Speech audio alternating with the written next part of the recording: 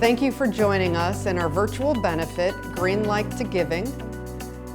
You would think during a pandemic things would slow down, but Greenlight has been busier than ever. In fact, one of our programs, we tripled intake. So this team of workers and staff have been working while a lot of the world has slowed down. In fact, this year we have served over 3,000 families, and with your help, we're going to get 3,000 more. So I'd like to introduce the first family you'll meet tonight. This is the epitome of how families come together to take care of their grandchildren. Meet the Lubin family. We found out about Greenlight through Adrian and the Grandparents Raising Grandchildren Support Group. The Lubin-Mendel family came to Greenlight with what could be considered a pretty sad story. They had two biological parents that struggled with addiction and their ability to keep their daughters safe. Adopting my granddaughters was so important to me. It was a priority in my life because I needed to keep them safe. Being a part of a forever family means that you're with them and you can trust them and you can be with them for the rest of your life. You don't need to worry. You can worry about trust and loyalty, but they're with you no matter what. They're my grandkids too, and I wanted to make sure that they were protected against both of the elements in their life. So I support Belle 100% with everything she does. I know that they love me, and because they take care of me, and they didn't give me up. Never in my career have I worked with families that both sides, both biological parents, have such supportive relatives, and not just supportive of the girls, but supportive of each other. It's just amazing to watch the confidence it's given them to know that they have everyone in their corner. We are here to take care of each other. And so if we need to step up, because the rewards are far greater. You know, I couldn't make it through each day without these two girls in my life, and Janet and her family. At the adoption, when we were standing before the judge, that judge told us that Belle and my relationship, they don't have very many grandparents that are so supportive of one another. Knowing that you've got two sets of grandparents that have your back and will be there, that's important. And grandparents need to know that not one set of grandparents have to carry the load, but that doesn't always happen. So, like the judge said, we're unique.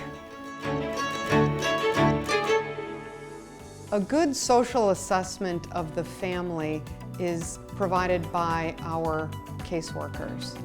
And what we saw over the years was that so many of our families had educational struggles and challenges that weren't being met by their local school district. Because these issues were so prevalent, we decided that we would dedicate a full-time position to be the educational advocate for families. That's why we want to highlight in this next video the Green family. Meet the Green family. When the Green family contacted us, the issue was that the district had decided they were not going to provide the services the parents were requesting. Both Willow and Brooke have extensive histories with education, behavior, medical. We reiterated what reactive attachment order is, what it's going to look like in the classroom. And then we went into Willow's diagnoses of fetal alcohol syndrome, cognitive delay, sensory processing disorder, and the whole list of stuff. She, by that point, had an IEP, but they were still wanting her in general education. And we were like, why? When you can see that she needs all these services, you're setting her up to fail. Brooke, her background, she was trafficked. A lot of it was over the laptop. So you were putting her in front of a laptop and asking her to move her body. It did not go well.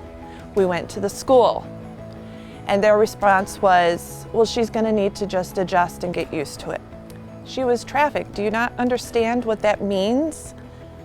Well, eventually she's going to just have to be able to do it. Yeah, eventually, after she's had years of therapy and been able to desensitize, yes.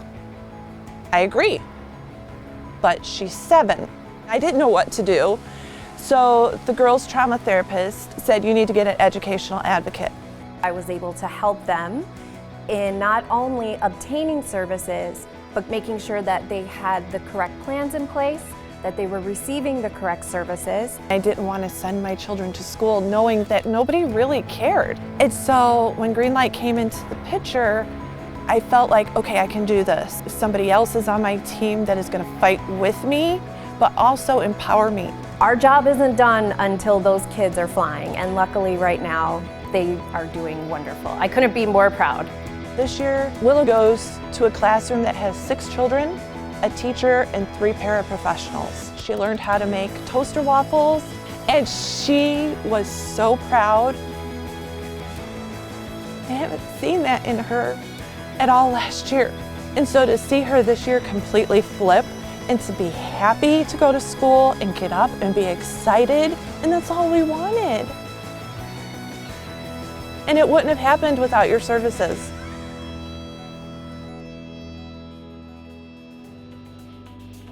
Meet the Fosters, not to be confused with foster family, but they were a foster family.